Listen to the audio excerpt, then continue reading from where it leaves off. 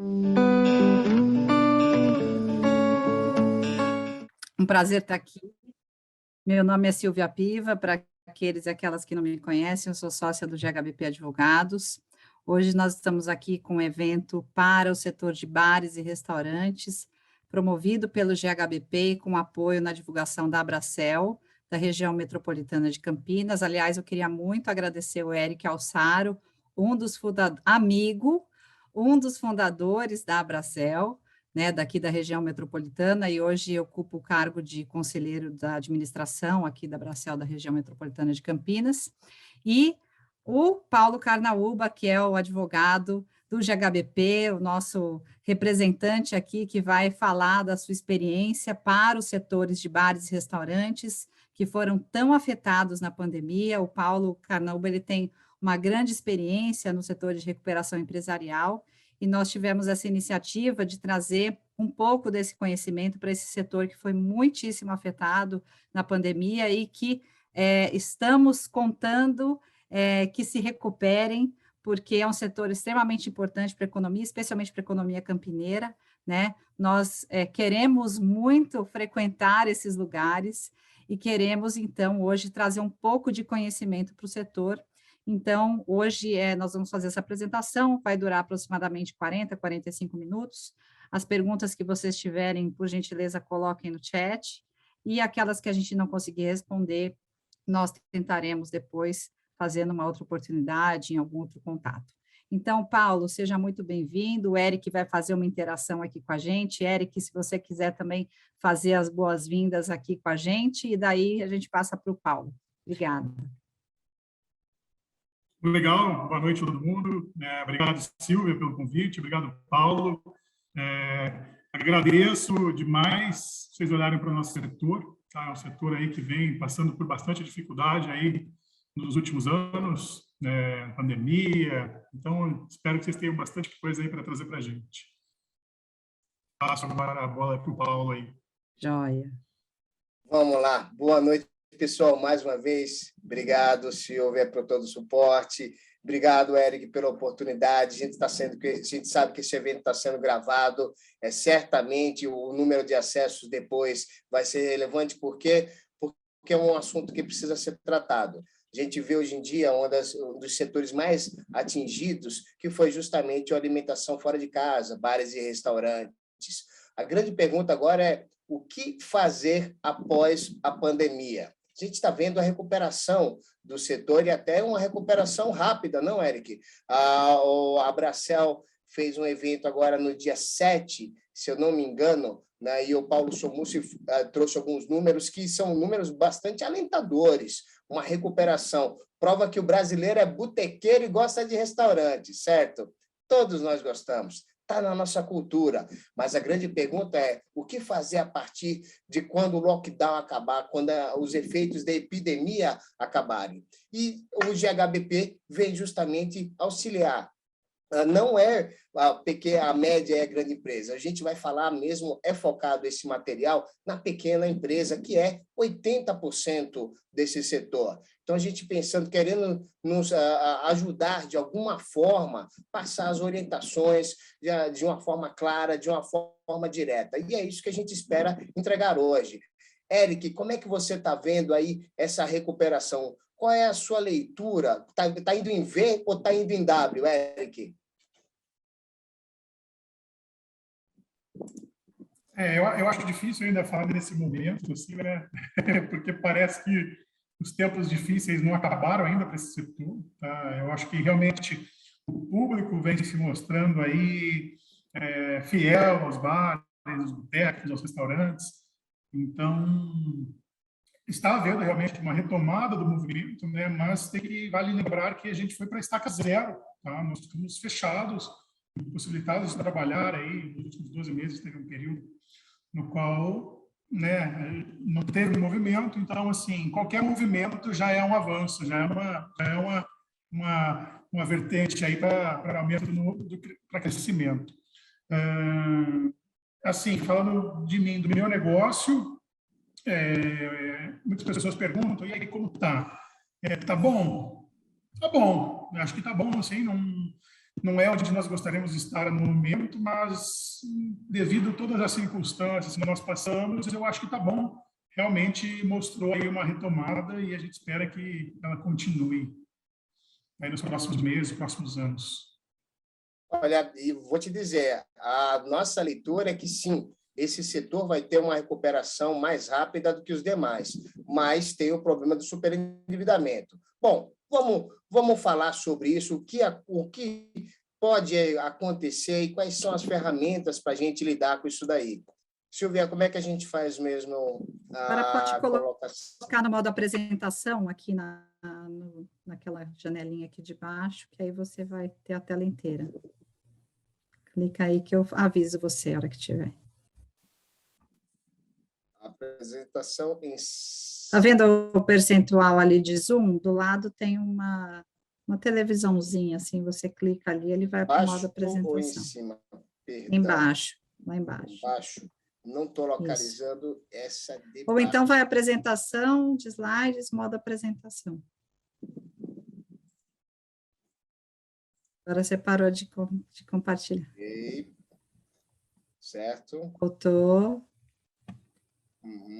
Shift, pause, control. Ctrl L também, acho que dá. F5. F5 dá, né, Eric? Não. Vai no modo apresentação. Aí, pronto, foi. Agora vai. Então, vamos lá, pessoal. Agradecer principalmente a presença de casa do GHBP, né? Muito obrigado, né? Mais uma vez, tão importante quanto a presença agora é esse material rodar, esse material ser difundido, ser divulgado. A gente sabe que muitas vezes o empresário está exatamente agora recebendo o pico, né? Do pessoal chegando já para o happy hour e quer atender. Então, disponibilizar isso depois vai ser fundamental. Mas vamos lá, pessoal. O que a gente vai falar hoje de uma forma bem direta? Qual que é o panorama do mercado de crédito? Por quê? Tem dois elementos que são necessários para a gente lidar com o endividamento: dinheiro novo e uma boa negociação para a dívida passada. Com dinheiro novo e uma boa negociação, se consegue estabilizar as empresas, né? A gente viu que houve uma mortalidade de bares e restaurantes muito grande, principalmente em 2020. Agora deu estabilizada, graças a Deus, e está todo mundo, digamos, respirando. Mas o que fazer para conseguir captar recursos, né? E qual que é a expectativa para os próximos anos? Sem querer ter uma bola de cristal, mas dá para ter uma visão bem conservadora do que reserva não só o crédito para a tomada de crédito, mas também para o setor de bares e restaurantes. E a gente vai falar como captar recursos no mercado tradicional e no não tradicional. Muitas vezes o empresário ele trabalha nesse setor com capital de giro próprio, que é formado no giro econômico. Ele não tem muito costume de tomar empréstimo, formar um capital de giro e conseguir pagando aos poucos. Certo, Eric? Ele vai construindo capital de giro na medida do fluxo de caixa dele, correto? Então, é justamente por isso que a gente vai discutir como vamos captar isso e quais são os mercados, quais são as formas. E, a partir daí, vamos lidar com o segundo ponto. O que vai fazer com todas essas dívidas? Né? Vamos fechar as portas? De forma nenhuma. Não é necessário. Quem chegou até aqui dos setores de bares e restaurantes demonstra que, no mínimo, tem uma característica que está sendo falada no mundo inteiro em termos de empresas: resiliência. Então, já que conseguiu atravessar até agora, não é agora que vai sucumbir. E a gente vai ajudar isso daí, né? A partir daí, a gente vai também falar um pouco de como é que vai medir a saúde financeira, o que eu preciso prestar atenção nos meus números, né, para poder me preparar, provavelmente, para lidar com os credores em 2022. Né? Como determinar o que é endividamento a mais do que o possível, conceitualmente parece fácil, mas na prática não é bem assim, né? E, por último, como é que eu vou lidar com as dívidas? Vou simplesmente não atender aos meus credores? De forma nenhuma. A gente precisa resolver, não dá para a gente simplesmente colocar a cabeça dentro do buraco e esperar as coisas se resolverem. Não pode fazer isso, né? Pois bem, falando do panorama do mercado de crédito, vai ter crédito no ano que vem? Esse ano e no ano passado teve relativamente crédito, sim, para as pequenas e médias empresas. A gente viu empresários relatando para a gente que recebeu e-mail, clicou lá e conseguiu um financiamento no Prodamp. Isso é fantástico, mas isso não deve perdurar. Gente, estamos trazendo alguns números aqui do Banco Central no relatório de estabilidade financeira, que é um relatório que o Banco Central faz 2 vezes por ano, falando como que estão os bancos, se estão sólidos, não estão, e como que está sendo o crédito que eles estão concedendo. Sabendo que 85% do crédito concedido, 85 não, perdão, 95% do crédito concedido para as pequenas empresas no Brasil vem de instituições bancárias, olhar para essas instituições é ter um belo panorama do que está acontecendo. Se a gente vê no gráfico da direita, a gente vai ver aí o Pronamp, que foi o programa emergencial do governo, já colocou 420 bilhões, né? Espera-se uma nova rodada, mas é incerta ainda. Por quê? Porque a maioria dos recursos vão ser canalizados para as pessoas físicas. Isso termina ajudando os setores de bares e restaurantes? Sim, termina ajudando, sem dúvida nenhuma, porque aumenta o poder de consumo. Mas, por outro lado, aumenta o faturamento, mas diminui as chances de tomar novamente recursos do governo, extremamente baratos, né, e que são ciclicamente dados em situações de crise como essa. Esse recurso provavelmente deve acabar agora, no final desse ano, e não deve ter uma nova rodada. A gente está vendo a briga que está tendo em Brasília para poder aí, colocar programas assistenciais, são chamados fura-tetos fiscais, né? Isso vai ter um impacto gigantesco. Por outro lado, a gente vê no azulzinho claro justamente o crédito dos bancos para as empresas. Como a gente vê que de junho a dezembro, na verdade, de abril a dezembro de 2020, foi muito crédito concedido para as pequenas empresas, tanto do governo quanto dos bancos. Mas agora, e a partir de dezembro desse ano, inverteu, né? Agora os bancos estão emprestando, estão concedendo para aqueles que conseguem, e o governo parou de conceder. Então, a boa notícia é teve muito dinheiro emprestado e que salvou muita empresa para poder pagar os seus custos fixos. A notícia não tão boa é que isso vai precisar ser pago. Sem dúvida nenhuma, sendo dívida pública do governo federal, sendo dívida privada dos bancos, isso vai precisar ser pago uma hora. Por enquanto, o que está acontecendo? Os setores de bancos estão tranquilos. Tá?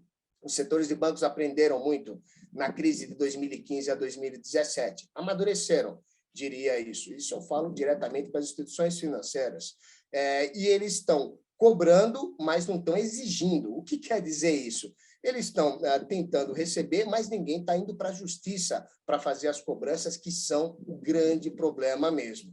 Nós, advogados, sabemos como uma cobrança de um banco na justiça incomoda a empresa e pode até afetar o seu caixa, né, tentando penhora, etc. Então, isso vai precisar ser resolvido. Do outro lado, a gente tem justamente o tipo de crédito que foi concedido que a gente pode ver de 18 a 21. Se a gente pegar aí essa linha de junho de 20, o que é interessante a gente ressaltar? Primeiro, o cartão de crédito, que é a linha roxa. A gente está vendo que houve um grande crescimento de abril até junho de 2021, quando foi feito esse estudo aqui. Isso é bom para o setor de bares e restaurantes? É muito bom. Por quê? Porque muitos dos recebimentos são focados em cartão de crédito. O cartão de crédito ele serve, ao mesmo tempo, como meio de pagamento, facilitando o consumo e também como próprio crédito para aquele consumo. Então, enquanto houver cartão de crédito e os bancos concederem crédito nessa modalidade, com certeza os setores de bares e restaurantes serão beneficiados, até mesmo porque a gente vai ver daqui a pouco, uma das formas de captação de recursos é utilizando os recebíveis de cartão de crédito. Uma outra coisa que a gente precisa também ressaltar é o imobiliário. Se a gente vê o imobiliário em 2020, que é o verdinho escuro, né, cresceu bastante, só que chegou aproximadamente em fevereiro, março desse ano e começou a declinar. O que isso afeta os setores de bares e restaurantes? Os proprietários de imóveis. É certo que, quando o mercado imobiliário, quando os bancos estão concedendo muito dinheiro para o mercado imobiliário, digamos assim, ele se aprecia, ele fica em ebulição. O que isso dificulta para os setores de bares e restaurantes? O aluguel vem junto. O preço do imóvel e o preço do aluguel tem uma correlação. Então, quando você vai alugar o imóvel para colocar, para estabelecer um bar, um restaurante, algum estabelecimento dessa forma, isso afeta diretamente. E um segundo ponto também vai afetar o humor dos proprietários dos imóveis quando for acontecer as negociações em 2022. Muita gente conseguiu, de uma forma negocial, de uma forma até tranquila, uma redução ou um parcelamento dos aluguéis atrasados. Isso vai precisar ser renegociado. Por quê? Quando isso começou, pessoal, em abril de 2020, aqui no Brasil, propriamente dito, ninguém sabia quanto tempo ia durar e quais seriam os efeitos. Ninguém na face da Terra sabia. Se a gente estudar todas as outras crises, e faz parte do métier estudar crises, não só de empresas, de conglomerados, como também de nações, crises nacionais, não tem precedente na história do mundo o que aconteceu. Teve algo parecido, que foi justamente numa crise de 1870 nos Estados Unidos, chamada Primeira Grande Depressão, foi a primeira grande crise econômica da história moderna, mas foi deflagrada pela gripe espanhola, também junto com outras coisas.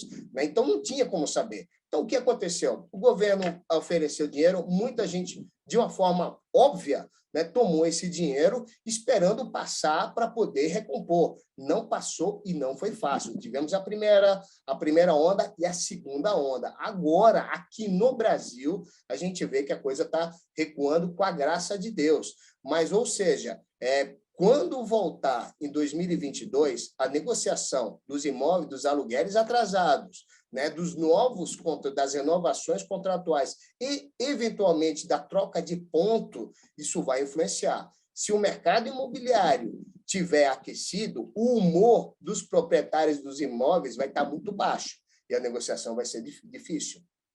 Com esse número aqui, a gente vê que o mercado imobiliário já começa a segurar, isso vai facilitar a negociação com os proprietários. Eu diria que o custo do aluguel deve corresponder, em bar e restaurante, aproximadamente 5% até 10% dos custos fixos, certo, Eric? Ou seja, para sorte nossa, e estou me colocando como um bar e restaurante, porque fazemos parte da comunidade, o mercado imobiliário não tende a ter um boom, e nem poderia ter um boom. E por que cresceu dessa forma? Porque os bancos tinham muito dinheiro em caixa, tinha também uma grande demanda do mercado, porque as taxas de juros diminuíram, e todo mundo foi o quê? Para investimentos que achavam que sabiam dominar, que um deles é o mercado imobiliário. Agora, a gente está vendo que a perspectiva econômica não está nada positiva, o humor do mercado mudou radicalmente, e o mercado imobiliário e o financiamento imobiliário, principalmente, começam a sentir isso. Ou seja, bom para o setor que os proprietários dos imóveis não estão tão, digamos, agressivos, tá? Então, isso aqui a gente ressalta. Cartão de crédito, enquanto houver cartão de crédito, pessoal, existe esperança, certo? E o mercado imobiliário segurando um pouco. Isso é bom para o setor, sem dúvida nenhuma. Um outro detalhe. Qual é a expectativa para os próximos anos para o crédito no país? Vai ser fácil tomar crédito? Não, não vai ser nada fácil tomar crédito para nenhum setor. E se a gente analisar hoje os números, o humor do mercado, as previsões econômicas, tanto do governo quanto do mercado do sistema financeiro, nós temos uma situação não positiva. Provavelmente vai ter uma alta na taxa de juros, já é caríssima, a terceira maior taxa de juros do mundo. O Comitê de Política Monetária deve estar se reunindo, começando a reunião, o Copom, agora, às 6 horas, deve estar no meio da reunião, deve divulgar a reunião deles lá para as 8 horas e deve subir a taxa de juros. O que isso afeta? Torna mais caro o crédito. Então, o mercado bancário já não vai estar com bom humor para emprestar dinheiro como teve. E com a taxa de juros altas, é simplesmente impossível, é inviável. Taxa de juros, pessoal, é que nem, digamos assim, veneno. Em pouca dosagem, ele é remédio. Em muita dosagem, ele mata.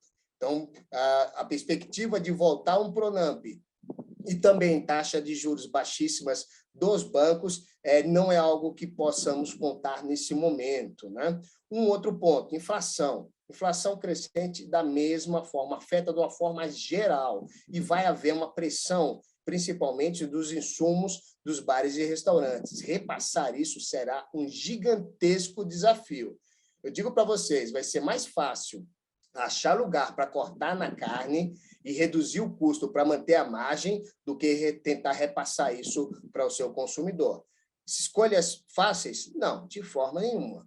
Isso aqui não é um assunto fácil, vamos dizer assim, mas quanto mais se a gente pensar em questão de corte de custos, mais vai ficar menor o risco de faltar caixa lá na frente, né? Um terceiro ponto, a estabilidade política também faz todos os outros elementos tenderem negativamente e também diminui o humor, digamos assim, dos bancos para poderem emprestar dinheiro. Quanto mais houver instabilidade, seja chamada monetária, com taxa de juros, inflação ou política, mais os bancos não vão querer emprestar dinheiro. Como tem aquela brincadeira na praça, só empresta para quem não precisa, né?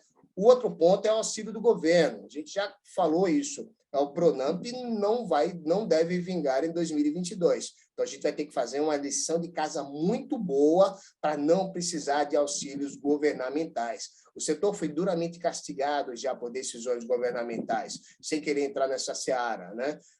Seria bom o governo olhar o setor de alimentação, né? Não só de lazer e de mídia, que é onde está todo esse setor de bares e restaurantes, de uma outra forma. O Ministério do Turismo vem se movimentando, vem promovendo debates, palestras. A Abracel participou de um painel, a Abracel Nacional, com Paulo Somussi, em maio desse ano, muito bom, junto com o pessoal do Ministério do Turismo. Espero que daí saiam alguns programas setoriais. E aqui, Eric, eu vou fazer aí um testemunho de como a Abracel está defendendo, não só a Abracel Nacional, como a Abracel São Paulo, como a Abracel Campinas, está defendendo com unhas e dentes o seu associado, o setor. É algo bonito de ver. Parabéns a todos e a nós do GHBP temos orgulho de poder colaborar um cadinho, né, com todo esse projeto. Ressaltando também projetos como a Conexão Abracel, oferecendo conteúdo online, oferecendo cursos online, mais de 30 cursos, também é fantástico. Quero dar aqui parabéns à Abracel e deixar sempre a porta aberta do GHBP a todos os associados e à própria instituição, Eric. Um outro ponto também que não nos ajuda, PIB baixo. Mais uma vez, né, um conjunto, o faturamento geral do país não deve ser algo muito grande. E o desemprego também, que assim, mina o poder de consumo. Mas isso vai afetar os setores de bares e restaurantes, assim como afeta os demais setores? Não. A gente viu que empresas, segmentos foram afetados de formas diferentes nessa pandemia. Não foi algo linear, como nas crises econômicas tradicionais. Uns setores apanharam mais do que outros e apresentaram resultados diferentes dos outros. O setor de bares e restaurantes foi um dos que mais sofreram, como, por exemplo, transportes aéreos, né, por conta do lockdown, nesse período. Mas os setores de bares e restaurantes não deve ser duramente castigado como foi. Por quê? Porque existe uma coisa chamada vontade de consumo. Gente, assim como eu vou falar de mim, de um testemunho de mim. A vontade que eu tinha de ir num restaurante que eu gosto, que é aquele... Todo mundo tem seu restaurante no coração. Todo mundo tem um, ou dois, ou três. Em Campinas e São Paulo tem uma lista, né, que você se sente bem. A vontade que todos nós tínhamos de ir para um boteco, para um bar, juntar os amigos e ter aquela confraternização é gigantesca. E isso não vai ser apagado de uma forma para outra. Então, mesmo diante desse cenário, a vontade de consumo para esse tipo de setor, ela vai permanecer. Eu digo que outros setores vão ser duramente afetados, porque quando se escolher farinha pouca, meu pirão primeiro, fala lá no Nordeste. Quando fosse escolher o consumo, né, com certeza, sair com os amigos para sentar no boteco vai estar na lista ali de prioridades. Então, mesmo diante de um cenário adverso, como esse aqui que a gente está vendo nesse slide, eu acredito que o impacto para os setores de bares e restaurantes vai ser, digamos assim, neutro. Nem vai ser extremamente positivo, como a gente viu em alguns setores, como, por exemplo, streaming, e todos esses setores de alta tecnologia que facilitaram a interação humana quando não se poderia ter contato, se facilitaram a atividade de lazer, né?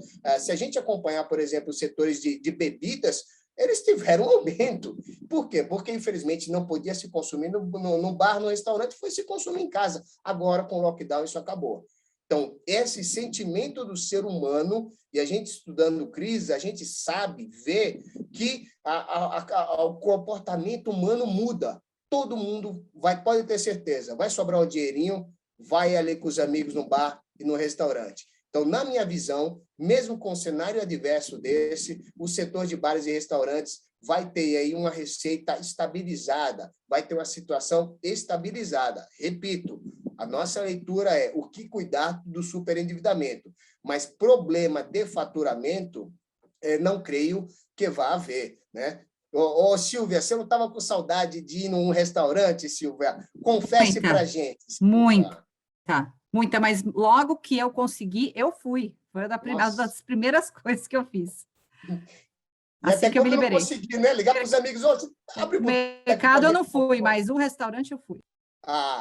É esse sentimento, Silvia, é esse sentimento que todo brasileiro, aliás, no mundo inteiro se tem. Então, apesar desses números não muito bons, eu creio que o setor bares e restaurantes vai poder, pelo menos, contar com uma receita estável. Aqui no gráfico, pessoal, dá para a gente ver, principalmente na linha amarelinha, aí, laranjinha, o crédito bancário. E a gente viu que o crédito bancário, a partir de junho de 2020 até junho de 2021, deu um salto. Gente, quem olha essa linha aqui, laranjinha clara, acha que é uma variação, mas não é. A gente está falando de um crescimento de todo o crédito concedido no país de 19 para 20, de 20%. A gente teve uma queda de PIB de 5% e um crescimento de todo o montante emprestado para as empresas de 20%. Não preciso ser nenhum especialista ou economista para saber que essa conta não fecha. Muito crédito, né, para poder ser resolvido. Então, assim, a perspectiva, em geral, não é boa, mas para os setores de bares e restaurantes, observando o comportamento das pessoas agora no pós-Covid, eu diria que vai ser positivo. E isso vai ajudar muito, muito nos anos que vêm, né? Então, passando aqui. Como é que a gente... Vamos falar de captação de recursos. O setor de bares e restaurantes, mais uma vez, ele trabalha muito com um capital de giro próprio, ou seja, ele vai gerando faturamento, aquele faturamento com o capital de giro inicial, ele vai dando aí, digamos assim, o start, o início, para ir pagando os custos fixos, a folha de pagamento, e a partir do momento que vai gerando o lucro, o empresário vai separando uma parte desse lucro para compor o seu capital de giro. Isso é bom porque diminui a dependência do setor de crédito, que concede crédito. Mas é ruim porque vai precisar captação de recursos no futuro, porque só com o faturamento, ainda sendo um faturamento estável, que é a previsão para os setores de bares e restaurantes, a conta não vai fechar. Então, assim, a gente vê setores que trabalham só com dinheiro de terceiros. É o tempo inteiro dinheiro capital intensivo de terceiros. O setor de bares e restaurantes trabalha com dinheiro próprio, mas isso vai precisar mudar. A gente vê que existem mudanças nos setores, em todos os setores. Todo mundo mudou no setor na pandemia, né? Eric, como é que foi a mudança nos setores de bares e restaurantes por conta da pandemia? O que o empresário teve que fazer para poder não fechar suas portas e contar com esse dinheiro mirradinho do governo? Aqui no Brasil fala-se muito sobre se inventar, né? O empresário precisa se reinventar o tempo todo. E isso é uma realidade que a gente já vive há alguns anos já, né, nesse setor de bares e restaurantes. E a pandemia mostrou mais uma vez que nós somos capazes de sempre trazer inovação, né, buscar melhorias, cortar custos, enfim, se desenvolver diante das adversidades. Bom, o fator principal, acho que todo mundo sabe, né, foi a inicialização ou aprimoração do delivery, né? Alguns restaurantes já eram bem famosos por esse método de venda aí. Outros não, outros eram contra, outros tinham preconceito, jamais vou fazer delivery. E você viu que 90% aí virou a bandeira e vamos fazer delivery, horas, tem que fazer. E foram se criando novos métodos. Então, hoje tem os grandes players aí no mercado de delivery, iFood, Rappi, também estiveram do lado, foram apoiando. Outros empreendedores da área desenvolveram sistemas próprios de entrega. Então, assim, mais uma vez, o setor mostrou-se resiliente aí às dificuldades, né? Então, acho que o principal ponto, de fato, foi o delivery, né? Então, acho que esse foi um marco aí na história. Tenho certeza que muitos que entraram não vão voltar atrás. Descobriram-se duas formas de receita no mesmo local, na mesma cozinha. Então, acho difícil voltarem atrás e o próprio público descobriu também mais opções, um método confortável aí de fazer as refeições. Eu, particularmente, prefiro ir ao restaurante, né? Sim. Mas, enfim, a gente viu que se mostrou aí uma grande força, uma grande ferramenta aí para de fato, gerar algum movimento, aí, principalmente nos tempos que ficaram fechados. Então, sem dúvida nenhuma, para mim, esse foi o grande marco aí da pandemia no setor. Éric, você falou algo muito interessante, essa questão da virar a chave para o delivery. Isso não causa também uma diminuição da necessidade de ter um salão grande? O que você acha disso? Porque o que a gente está vendo agora é que a briga com os proprietários é muito grande. Então, se eu puder não diminuir o meu metro quadrado de área locável e botar o gás no delivery, eu vou. Como é que você está vendo essa tendência, Éric? Sim e não, né? Obviamente, um salão grande é bonito cheio, né? O dono do restaurante pensa numa empresa aérea, você trabalha para manter as poltronas cheias. No restaurante é a mesma coisa. Então, a gente trabalha com os lugares, com rotatividade. Então, eu acho que é duro falar sim e não, mas, obviamente, surgiram outros modelos de empresas sem salão, tá? As famosas aí dark kitchens, né? Elas vieram para ficar também. É uma operação teoricamente mais barata, tá? Você, de fato, o metro quadrado custa, né? Manter o metro quadrado, decorar o metro quadrado, isso de fato custa. Então, esse custo foi transferido totalmente ou parcialmente para a logística, também tem um custo, né? Sim. Enfim, mas é um método que hoje em dia acho que ele condiz bastante com a realidade brasileira, a questão trabalhista. Você diminui a sua folha de pagamento, você diminui risco passivo. Então, é um modelo que, de fato, também veio para ficar. Eu, particularmente, acho interessante. Tá? Eu acho que o investimento também é outro. Você tem outras fontes de investimento, por exemplo, marketing, propaganda, tá? A própria logística, como eu disse, ou você vai estar atrelado a algum parceiro que vai ser comissionado. Então, tem que entender bem essa conta aí, que também não é simplesmente, eu não tenho salão, meu custo vai diminuir. O custo vem de outra forma. E não vem taça de vinho, não vem toalha de mesa, não vem guardanapo, em música que a gente paga, todos esses detalhes. Mas ele vem de outra forma. Então, assim, é um modelo que veio para ficar mesmo, mas, assim, não, aos donos de bares e restaurantes não se iludam achando que é a salvação, tá? Que por si só ela vai voar aí, um sistema somente dedicado ao delivery. Então, tem que prestar bastante atenção também, como quem já tem salão, para poder manter as contas em dia aí, e um planejamento que não vai te colocar em risco. Perfeito. Aí, pegando já o gancho, né? Assim, ainda há um custo muito grande na logística disso. E tem uma questão que a alimentação ela tem dois pilares: a experiência, né? E a qualidade da comida, certo? Então, assim, né, quando você envia a comida, você não tem experiência. E muita gente gosta de ter experiência, ter a socialização. Mas, ao mesmo tempo, a gente vê que o dia a dia, às vezes, impede a gente ir no restaurante conseguir sentar e comer. Então, pedir também, de vez em quando, não faz mal, mas é uma quebra de cultura grande, né?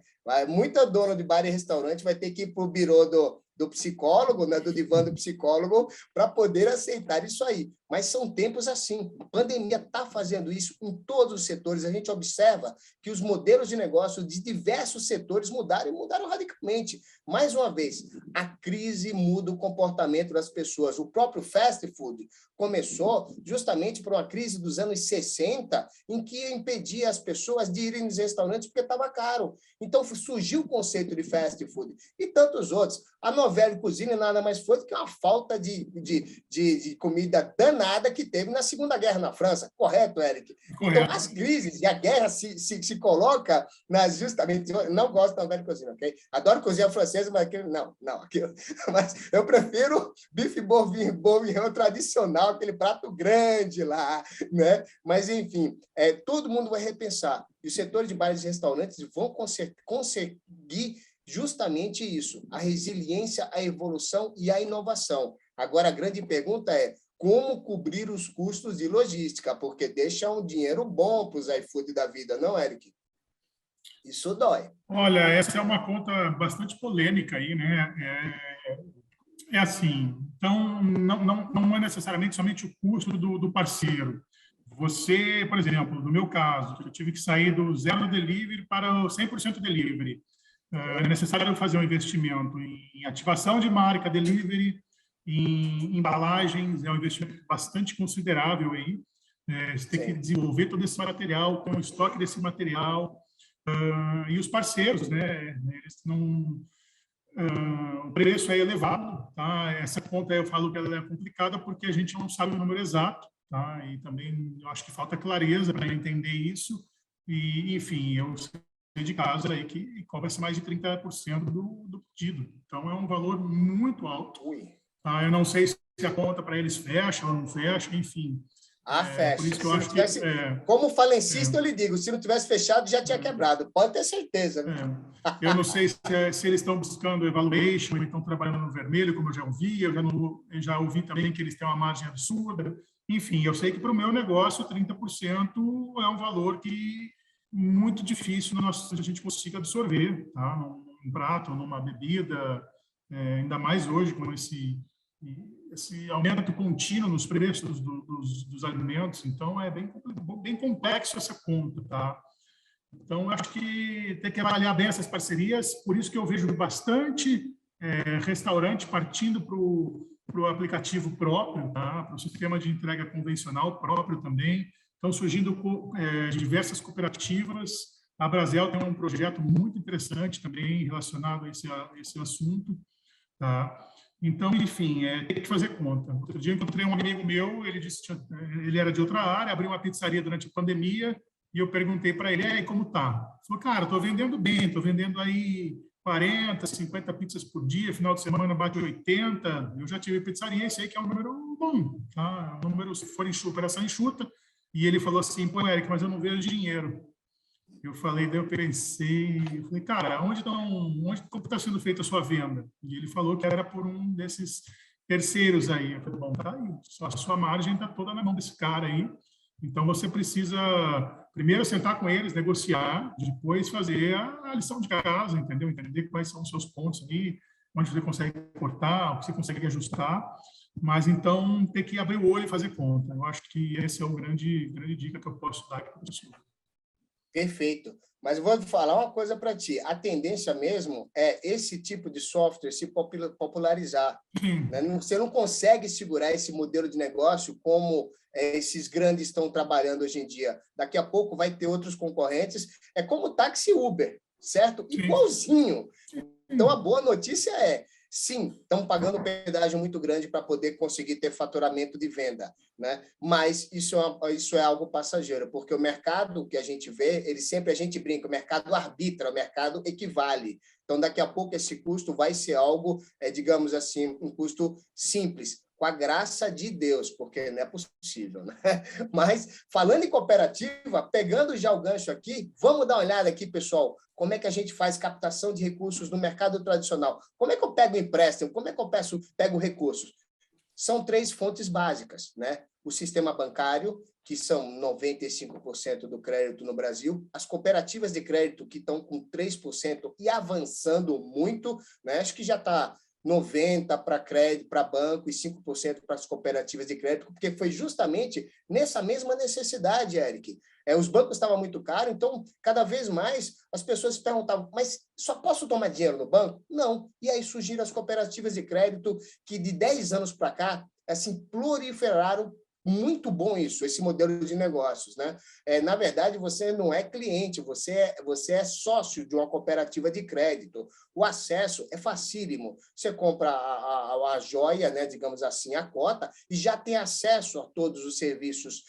Digamos que 80% dos serviços financeiros que um banco faz, as cooperativas de crédito estão fazendo. Então, deslanchando no Brasil. O custo é médio. Não tem nada barato. O custo de crédito no Brasil não é barato. Não é barato só mesmo o Pronamp, esses programas governamentais que, infelizmente, têm, digamos assim, vida curta e não podem ter vida longa. O governo, em determinado momento nas crises, tem que deixar tomadores e financiadores conversarem e ajustarem entre si. Ele não pode ter uma intervenção muito grande durante um grande tempo, né? As garantias que você presta para uma operação de crédito, tomar dinheiro emprestado numa cooperativa, são médias, não são alguns bancos que pedem 150%, 200% do crédito. Eu quero 10 mil de crédito, me dá 20 mil de garantia. Isso inviabiliza, muitas vezes, a tomada de crédito, e o empresário também não quer arriscar, no final das contas, arriscar o seu patrimônio pessoal. Como a gente vê nesse modelo de negócio de bares e restaurantes, raríssimos são aqueles que possuem um imóvel, né? E outros bens relevantes, como frota de veículos, isso não é nesse segmento para pequenas empresas. Então, há uma dificuldade muito grande em conceder garantias. E, uma vez o cooperativado sendo sócio, isso facilita bastante a análise das garantias, né? E atende não só pessoas jurídicas, como também pessoas físicas. A gente sabe que as pessoas jurídicas do setor de bares e restaurantes, a gente vai ver o número da Bracel Nacional daqui a pouco, estão algumas delas negativadas. Então, o setor bancário se fecha, mas a cooperativa, você pode fazer a operação na pessoa física e não na pessoa jurídica, que é uma forma de resolver essa dificuldade toda. Agora, no governo, vai ter agora baixo acesso, porque dificilmente vai ter novo Pronamp, mais dinheiro governamental, o custo é baixo, mas tem um problema também, a certidão de regularidade fiscal. Nos programas governamentais tradicionais, que não foi exatamente o Pronamp, se você não tiver a certidão, você não toma dinheiro.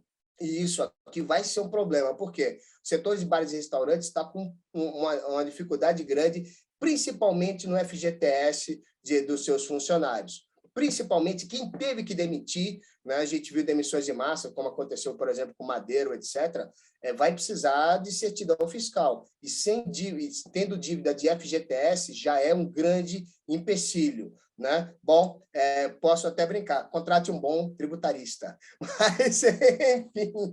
Bom, e no mercado, e o que é o mercado não tradicional? São as chamadas fintechs, né, que são os bancos digitais, que nada mais são do que pessoas físicas que colocam dinheiro numa instituição financeira, é uma instituição financeira, e com esse dinheiro ele vai ser emprestado a taxas menores do que os bancos fazem. Gente, as fintechs estão expandindo e muito a operação.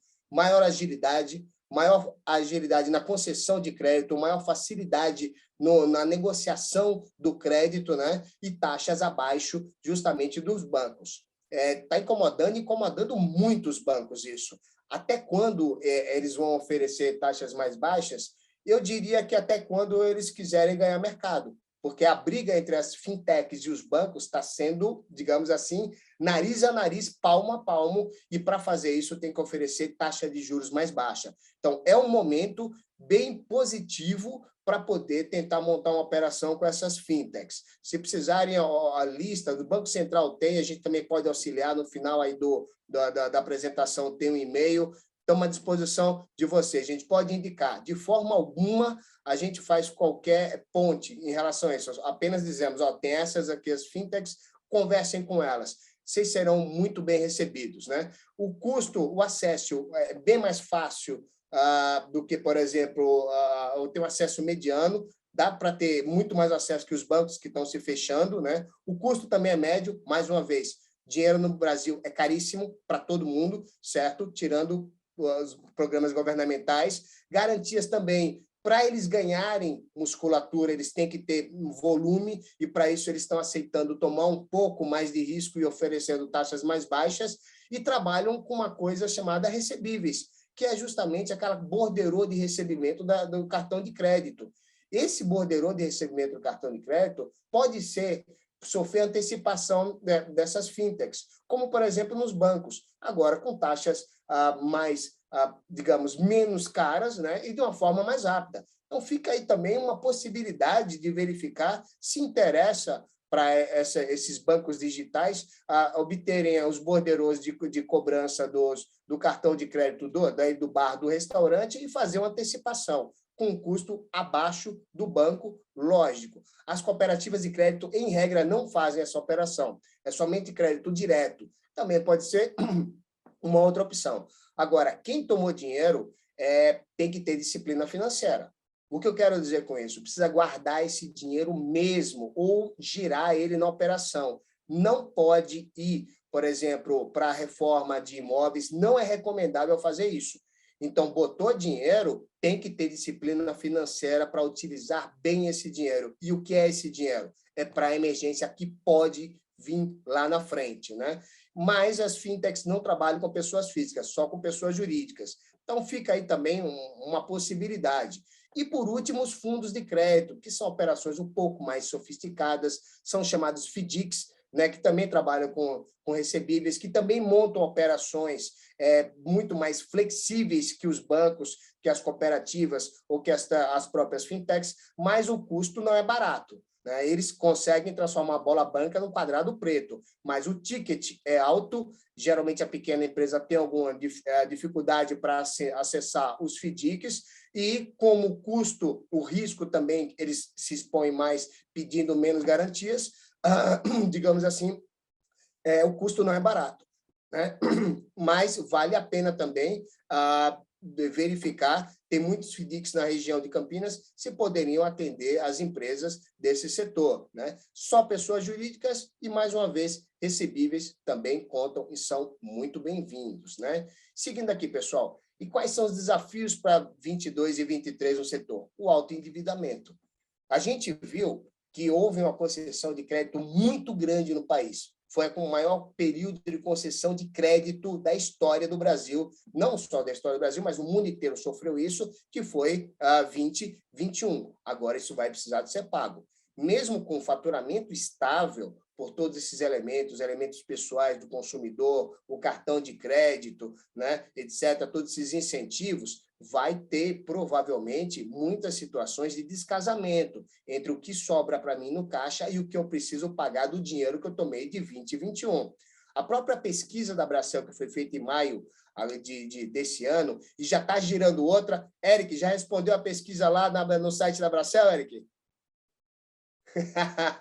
Então, vamos lá, pessoal. Entre no site da Bracel, tem uma pesquisa muito importante para ser respondida, porque isso vai dar todo o termômetro e as necessidades, não só da Bracel Nacional, como da Bracel Campinas, para poder montar a agenda de defesa dos seus associados. Então, essa pesquisa é muito importante. Olhando a pesquisa passada, que foi feita em maio, a situação até então, que ainda estava com 80% do lockdown, tinha 72% das empresas tinham débitos vencidos. Ou seja, os boletos venceram e não foram pagos. 43% com aluguel em atraso. Ou seja, vai precisar ser negociado não só agora, como daqui para frente também. 49% das empresas tinham dificuldade para pagar a sua folha de pagamento. Gente, os setores de bares e restaurantes têm uma coisa única, que é uma proximidade muito grande do proprietário, do gestor, com a sua mão de obra. Está todo mundo ali do seu lado. ainda que você vá para o salão, vá para a cozinha, vá para ali para o espaço do delivery, está todo mundo junto. E o empresário, ele tem um sentimento de time muito grande. Ele se sente, algumas vezes, posso falar, como se fosse da família mesmo, e vê os seus funcionários como se fosse da família. Esse setor segurou muito as demissões. As empresas sangraram, mas evitaram justamente perder as pratas da casa. Até mesmo porque não é fácil fazer o treinamento de um bom auxiliar, de um bom garçom, de um bom maître, de um bom gerente. Não, é uma mão de obra extremamente especializada e ninguém queria abrir mão disso. Mas foi o custo a se pagar com isso foi o não pagamento. Muitos funcionários entenderam, outros nem tanto, né? Até maio, 80% das empresas tinham prejuízos acumulados. O que gera isso de problema? Quando a empresa tem prejuízo acumulado, ela não pode, em tese, distribuir lucro líquido. Então, o que vai acontecer? Se a gente olhar na contabilidade mesmo, for seguir a contabilidade à risca, o empresário não vai poder distribuir lucro enquanto não zerar esses prejuízos acumulados. Isso é um desincentivo para ele. A sorte é que a maioria dos estabelecimentos, o sócio que tem prejuízos acumulados e não vai poder retirar lucro líquido por conta dessa regra de contabilidade, ele também é o gestor, então ele consegue se virar com o prolabore dele, né? Mas lucro líquido não vai ser tão fácil assim, né? Atraso no FGTS também, 58% já diziam em maio que iriam atrasar o FGTS. Quando fala de que vão atrasar, é porque já atrasaram, né, Eric? Vou atrasar? Não, já atrasei, né? E 75% queriam mais crédito governamental, que provavelmente não vem. Então, se a perspectiva para os setores de bares e restaurantes não é negativa, a situação que tem hoje em dia inspira cuidados. Esse aqui é o primeiro evento no país para os setores de bares e restaurantes, justamente tratando desse tema, mas podem ter certeza, esse tema vai ser recorrente e as entidades ao longo do país, não só de bares e restaurantes, mas como todas as outras. Eu tive conversa com um grande banco que quer montar um projeto justamente para ajudar as pequenas empresas do Nordeste, das áreas mais carentes, seguindo justamente essa linha. O que fazer com o superendividamento? Como negociar isso daí, né? Então, é o primeiro. Parabéns, Eric. Parabéns, Abracel, mais uma vez na inovação e vamos resolver esse problema juntos, né? Bom, falando de endividamento, se a gente vê também um outro dado que foi dado pelo Banco Central na semana passada, a gente vê que em questão de ingresso de caixa, de faturamento mesmo, os setores de bares e restaurantes que estão localizados dentro de mídia e lazer foram extremamente afetados. Se a gente vê, por exemplo, o setor de bebidas e fumos, pouca variação, dá uma olhada, está tudo verdinho. Mas mídia e lazer, agora, conseguiu, em junho de 2021, ter um faturamento 80% do que era em junho de 2019. E isso é muito bom, muito bom. Indica realmente que os fluxos de caixa vão ser estabilizados. Mas o que tem para trás aí no vermelhinho vai precisar ser cuidado, né? E como é que a gente, vamos dizer assim, mede uma saúde financeira de uma empresa, num setor, por exemplo, de bares, olhando o modelo de negócios de bares e restaurantes? Primeiro, a resiliência que os setores de bares e restaurantes apresentaram, com muitas vezes à custa do capital do pessoal dos próprios sócios, para não querer demitir, não fechar as portas, né? Foi de fato uma inovação, foi de fato um avanço, uma evolução do setor, mas é preciso avançar mais ainda no setor. É preciso que o empresário, o pequeno empresário de bares e restaurantes, precisa conhecer muito bem os seus custos fixos. A gente vê que ele está o tempo todo, muito dinamismo, ele está no salão, ele está na cozinha, ele está cuidando do delivery, ele está vigiando o caixa, ele está olhando para fora do estabelecimento, ou seja, parece um polvo, né? De um dinamismo que, sinceramente, não conheço outro setor de empresas que tenha, mas ele precisa cada vez mais conhecer cada linha do seu custo fixo, porque isso vai dar uma grande métrica de sobrevivência para ele. Então, é preciso também saber quanto ele precisa de capital de giro mensalmente. É uma conta que não é muito complicada, os contadores podem auxiliar nisso. Nós também podemos passar a fórmula de computar quanto eu preciso de capital de giro, por quê? Daqui para frente vai ser o que eu preciso do giro da operação para manter ela de pé e o que eu preciso para pagar o superendividamento, né? E, a partir daí, elaborar o planejamento financeiro de 22 e 23. Não se assustem com essa expressão, tá? Nada mais é que você prever o seu faturamento, estimar o seu faturamento versus o seu custo, para saber o quê? Se vai ter sobra de caixa para pagar as dívidas passadas, né? Focando em bancos, tributos em atraso, e aí existe a perspectiva de um novo refis no Congresso, já está no Senado. Eles se assemelham muito ao refis que foi em 2017 chamado PERT, e vai ser um grande alento. Eu acredito que isso deve ser votado pela Câmara em dezembro. Vamos rezar que Papai Noel existe e que vai nos dar um presente, um novo refis para poder regularizar e as empresas conseguirem não só colocar esse parte dos problemas alinhados,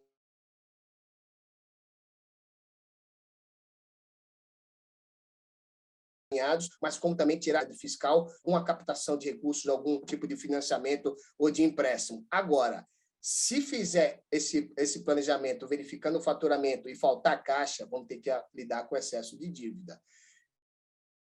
E aí vocês vão perguntar, mas como é que eu vou saber quanto eu vou faturar em 22 e 23? Ninguém tem bola de cristal aqui. Nem economista, chefe de banco gigantesco, sabe disso. Gente, utilizando um pouco do bom senso e vendo o que todo histórico de 20 e 21, dá para passar uma fórmula simples que talvez funcione. Se a gente observar o faturamento do primeiro trimestre de 2020 e juntar o faturamento do último trimestre de 2021, vai dar um bom, digamos assim, uma boa visão do que pode ser 22 e 23. Passou disso, é chutômetro, total. Mas as instituições financeiras fazem isso. Mas elas precisam ter uma âncora.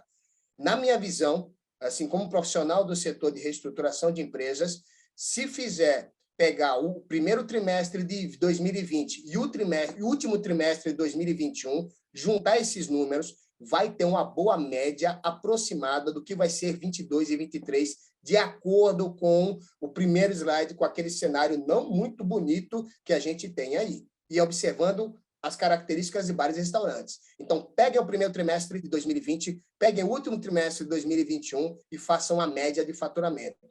Isso vai poder ser uma boa base para a gente ver o que vai faturar em 22 e 23. Óbvio que é preciso ser monitorado. A cada 3 meses, você precisa voltar lá no computador do escritório, lá do restaurante, do bar, e rever se aquilo lá realmente aconteceu, né? E verificar por que ele não aconteceu. Então, eu acredito aí que também as pesquisas da Abracel vão ajudar nisso daí. Mas é preciso ter algum parâmetro para a gente saber o que vai ter de faturamento 22 e 23 e o que vai sobrar de dinheiro para pagar tributos em atraso, bancos, dívidas trabalhistas, aluguéis não pagos e o dinheiro do governo que foi tomado. Não coloquem isso embaixo do sofá. Não joguem isso embaixo do tapete. É preciso lidarmos com os desafios de enfrentarmos. Se a gente conseguiu ter resiliência para chegar até agora, não é agora que a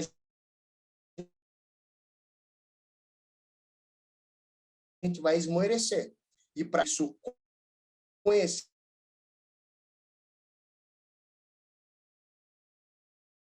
o seu fixo. Se encaixa isso, também a gente pode ajudar aí dando como se faz. Não é nada de ciência de astronauta. Fazer o faturamento de 22 e 23 com base nos custos fixos de hoje, né? E a gente vai ter que ser um pouco pessimista por conta da inflação que vai vir aí, né? Para a gente poder saber, vai ter dinheiro para pagar todas as contas ou não. Se não tiver, bom, aí, pessoal, vamos para o plano B. Como é que a gente lida com o endividamento excessivo? Isso aqui que estou passando para vocês digamos assim, o feijão com arroz de reestruturação de empresas, de lidar com empresas em dificuldade. Isso aqui não tem, é o que se faz no mundo inteiro, inclusive no Brasil. Não tem nada de novo, certo? Então, isso aqui é feijão com arroz, pessoal. Então, primeiro de tudo, vai faltar capital de giro, ou está faltando capital de giro, para você não ser surpreendido com o caixa vazio e o fornecedor, principalmente a indústria de bebidas, que não é fácil lidar com eles, não vamos entrar nesse assunto, né? Precisa não faltar dinheiro no caixa, até mesmo porque, se faltar dinheiro no caixa, vai faltar produto, e isso afeta o atendimento no salão rapidinho, né? Criar alternativas também de faturamento, que foi justamente o que o Eric falou. Não só o delivery, como a área Kids. Lá no site da Bracel, tem, inclusive, um material falando sobre a criação de área Kids. Quem é pai, assim, tem dois tipos. Quem não é pai e quem é pai. Quem não é pai vamos no bar. Quem é pai, vamos no bar. Tem área Kids? Todo mundo pergunta, tem área Kids no final? Não é, dependendo do tipo de estabelecimento, é uma forma, assim, de trazer aí um faturamento a mais para esses pais assim, querendo tomar uma cerveja tranquilamente, vamos dizer assim. Então, repensar o que o seu concorrente está fazendo, observa os outros bares e restaurantes no seu próprio bairro, que é um bom termômetro. O que eles estão fazendo de bom? Né? E copiar, às vezes, não é mal, não. Tá? Então, observar o que a concorrência está fazendo, que está atraindo mais público, passa na calçada, está cheia, dá uma olhadinha. E a área Kids e Delivery já é algo quase que básico para fazer.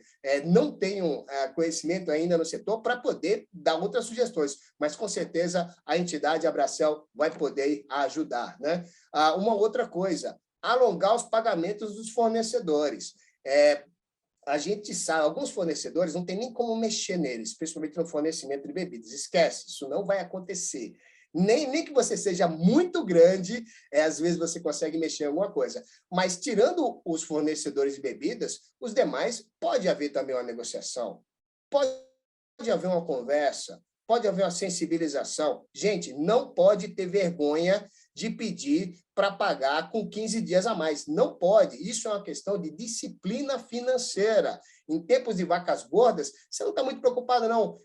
Não, pago com a semana, não tem problema, manda o boleto, etc. Agora, não. Não tem não tem mais vacas gordas. E negociar com seus fornecedores, alongando o pagamento, que é o que a gente fala de estender o ciclo financeiro, é uma boa forma de deixar dinheiro no caixa e evitar que precise tomar dinheiro, né, em banco, etc. Uma outra coisa é encerrar as unidades que não dão lucro. Né? Se a gente... Olho no custo, olho no faturamento. Às vezes, quem tem várias unidades, tem aquelas unidades que são do coração do empresário. Mas não é hora de pensar com o coração. A gente precisa mesmo analisar o que está dando dinheiro nas unidades e tomar a decisão. Façam agora, porque agora, por mais que a gente tenha perspectivas negativas, o mercado está tranquilo, porque quando o negócio apertar a partir de 22, se essas previsões econômicas realmente acontecerem, vai ser, mais uma vez, farinha pouca, meu pirão primeiro. Então, pensar nessas unidades, o que é lucrativo, o que não é, e pensar, esquecer um pouco o coração, é mandatório numa política de sobrevivência, né? O outro ponto é um maior controle financeiro. Mais uma vez, o setor de bares e restaurantes evoluiu, mudou, aumentou a resiliência, aumentou, o empresário está mais cascudo. Quem sobreviveu, com certeza, vai sobreviver no futuro próximo. Mas tem um controle financeiro, e aí nós temos os softwares, nós temos também, ao lado dos softwares, a capacitação profissional. Né? Mais uma vez, busca a Bracel, tem cursos bons nisso. Não só a Bracel, voltem também para assim, não me matem, tá? Mas voltem também para a banca digamos assim, de estudo. Sou professor universitário no INSPER, nos MBAs de Finanças e Administração de Empresas, justamente discutindo essa matéria que é reestruturações corporativas, e a falta de controle financeiro ataca todos os segmentos no país. O brasileiro é bom de gastar, mas de controlar gasto, não muito. Né? A gente vê os 320% de taxa de juros anual de cartão de crédito, mas vamos fazer do limão uma limonada. Né? Uma outra coisa, renegociar os custos fixos e os juros. Tomou dinheiro no banco, Pronamp não tem o que negociar, mas tomou dinheiro no banco, pode ir e agora, já, antes do demais. Agora que ainda o humor do mercado financeiro não está exatamente azedo. Então, aproveitar essa janela de oportunidade. Por quê? Final do primeiro semestre do ano que vem, a dificuldade vai ser bem maior. E para renegociar vai ser bem maior, mais ainda do que está sendo agora. Quem chegar primeiro vai tomar água limpa. Então, eu digo, renegocie seus custos fixos. E, mais uma vez, é um fenômeno mundial o que aconteceu nos setores de bares e restaurantes pelo custo altíssimo que os proprietários dos imóveis cobravam. Né? Por quê? Porque havia mais oportunidade de consumo do que propriamente investimento no mercado imobiliário. O que isso gera? Ah, tá, eu tenho o ponto, certo? E vou cobrar para você colocar o seu estabelecimento no meu imóvel o que eu quero. Não é mais assim. A gente viu no começo aqui da apresentação que o financiamento imobiliário está descendo. Então, esse boom imobiliário que deixa os proprietários muito poderosos, isso não existe mais. Então, é possível que haja uma negociação com essa sensibilização. E a negociação tem algumas táticas que a gente vai ver no próximo ali. E, por último, pessoal, apostar cada vez mais na tecnologia, não só nos meios de pagamento, como Pix, etc., mas como também em marketing digital. Tem um amigo que tem alguns restaurantes, né? E ele faz tudo no Instagram. Isso é fantástico. Silvia, dá para fazer um marketing digital bacana de bares e restaurantes, independente do seu tamanho, Silvia? Claro que dá. E tem muita informação disponível, né? Que eu acho que esse profissional ele não precisa se preocupar, às vezes, em fazer uma coisa, esse profissional de bares e restaurantes, se preocupar em fazer algo muito profissional. Se ele mostrar a qualidade do produto que ele tem, ele mostrar o estabelecimento, ele interagir com o público dele na rede social, já vai ser um ótimo canal de venda, vai ser um ótimo canal dele disponibilizar um cardápio, dele colocar um chat para interagir com o cliente. Então, eu acho que é um acesso muito interessante. Sim, isso não funciona só para os chiques coisa nenhuma, não. Eu vou falar para vocês, teve um bar em São Bernardo do Campo que saiu uma reportagem na Globo sobre o torresmo de rolo deles. Por alguma coisa da vida, eu terminei lá no comecinho da pandemia. Eu tentei chegar nesse bar, é um botecaço, e não dava, porque a fila era simplesmente insana, né? Então, gente, as mídias, sejam tradicionais, sejam as digitais, que funcionam muito bem também, como Instagram, Facebook, etc., e tantos outros, são para todos os tipos de restaurante, para todos os tipos de público, mas é preciso que o teu público lembre que você existe, porque a quantidade de bares e restaurantes é grande, e tenha vontade daquele torresmo que eu estou morrendo de saudade, deu até água na boca agora. Então, pessoal, invistam em marketing digital, porque isso dá retorno para todo mundo, não só dos mais sofisticados até os mais simples, né? Bom, pois bem, e para fechar aqui, pessoal, como é que a gente faz uma boa estratégia de gestão dos passivos, de gestão de dívidas, né? No negocial. Banco funciona de uma forma, governo funciona de outra, que é muito mais as leis dos refis, etc., né? Os proprietários de imóveis funcionam de uma outra forma, mas existe uma linha mestra para negociar com todo mundo, que tenha diálogo, que haja diálogo, né? Primeiro, tem que entender a outra parte. Quem está do outro lado? O banco quer receber, o proprietário do imóvel quer receber o máximo possível. Quando você faz isso, não quer dizer que você vai aceitar o que ele quer, mas isso vai trabalhar dentro da sua mente, buscando um caminho de negociação mais simples. Calçar os sapatos da pessoa, do negociador do outro lado, facilita muito a gente entender e conseguir conversar com ele e chegar no consenso, porque a boa negociação ela é feita na busca do consenso, não é no litígio, certo? Mesmo sendo advogado, e o Brasil é o segundo país mais litigante no mundo, fora a Índia, né, digamos assim, é preciso buscar um consenso. Por exemplo, litígio para evitar despejo, difícil dar certo. Litígio pedindo recuperação judicial, e eu vi muita recuperação judicial de bares e restaurantes, principalmente que dói no meu coração, bares e restaurantes de pequeno porte. Recuperação judicial não é para bares e restaurantes de pequeno porte, são para empresas médias e grandes, e no Brasil tem muito risco. Então, isso não é uma boa estratégia de gestão das suas dívidas, pedir recuperação judicial. Termine todo tipo de negociação. Aí sim você pode pensar em litigar, em brigar. Por quê? Porque quem bate esquece, quem apanha não. Então, eu digo para vocês, da minha experiência como reestruturador, evitem o máximo litígio, busquem sempre o consenso, se coloquem para entender a parte contrária, o que não quer dizer que você vai aceitar. Por quê? Tem que ter também paciência. Não entrar numa espiral de querer resolver tudo numa hora só. Isso não funciona.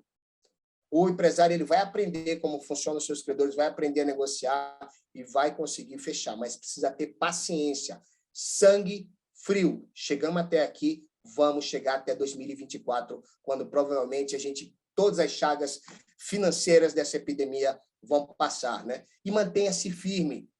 Não, assim, o fator psicológico no empresário é muito importante. Por quê? Porque ele termina por irradiar para todo mundo. Quando você passa no salão do seu restaurante, quando você passa no salão do seu bar, todos os seus funcionários olham para a sua expressão e vão lhe interpretar. E você ali é o líder de todos e precisa do time. E o outro ponto também, exalte o negociador. Quem estiver do outro lado da mesa, trate ele muito bem. Não precisa bajular. Mas a agressividade não funciona. A ameaça não funciona. O consenso, a negociação, a transparência. Mostre para ele o seu planejamento financeiro, ainda que seja simples, ainda que seja num papel de pão. Qualquer credor que vê o seu esforço e a sua honestidade vai lhe colocar ao seu lado. A pandemia tem algo único na história do mundo. Ela permitiu credores e devedores conversarem sabendo que não foi culpa de ninguém o que aconteceu. Não foi culpa de ninguém o que aconteceu, muito menos do proprietário do bar e do restaurante, né? E haja cedo, não deixe para amanhã. Faz as contas, deu superendividamento, já verifique qual que é com seu contador, quais que são as dívidas e vá buscar cada um com paciência, com firmeza, respeitando o negociador. Então, gente, essa é a mensagem que a gente queria passar para vocês. Com certeza esse vídeo ainda vai rodar muito, né? Vai viralizar. Isso a gente quer ajudar, junto com a Abracel também, todo esse pequeno empresário. A gente só tem a agradecer a Eric, agradecer a Abracel por essa oportunidade. Eu, pessoalmente, agradeço a você, Silvia, sempre aí coordenando tudo de uma forma maravilhosa, né? E, poxa, estamos à disposição e vamos, sim, superar todas as dificuldades, mas com a receitinha de bolo básica que funciona. É isso daí, pessoal. Obrigada, Paulo. Obrigada, Eric. Eric, quer falar alguma coisa, encerrando aqui? Quero sim. Só para agradecer você, Silvia, o Paulo. Só por vocês olharem para o nosso setor, já é algo muito nobre, assim, fico muito feliz. É um setor muito frágil, muito frágil. A gente é acostumado a tomar muita porrada, vou ser bem sincero. Então, fico feliz vocês olharem por nós. Agradeço em nome meu e em nome da Abracel aqui, RMC. Tá? A gente precisa de gente como vocês, que se preocupam, estão aí buscando caminhos, buscando alternativas aí. Então, porque junto somos mais fortes. Então, obrigado mais uma vez pelo convite. Foi um prazer enorme participar aqui. E se vocês precisarem, estou sempre à disposição. Obrigada, Eric. Obrigada, Paulo. Obrigada a todas e todos que nos assistiram. Se tiverem qualquer dúvida, eu vou deixar aqui o WhatsApp do GHBP, é 19-3797-5500, e espero que vocês tenham gostado. Aqui o e-mail do Paulo Carnaúba, quem tiver dúvida pode mandar um e-mail direto para ele, e se quiserem também entrar em contato com o escritório, que a gente repassa a mensagem. Obrigada e uma boa noite a todas e todos. Até mais. Boa noite. Até mais. Obrigado, pessoal. Um abraço.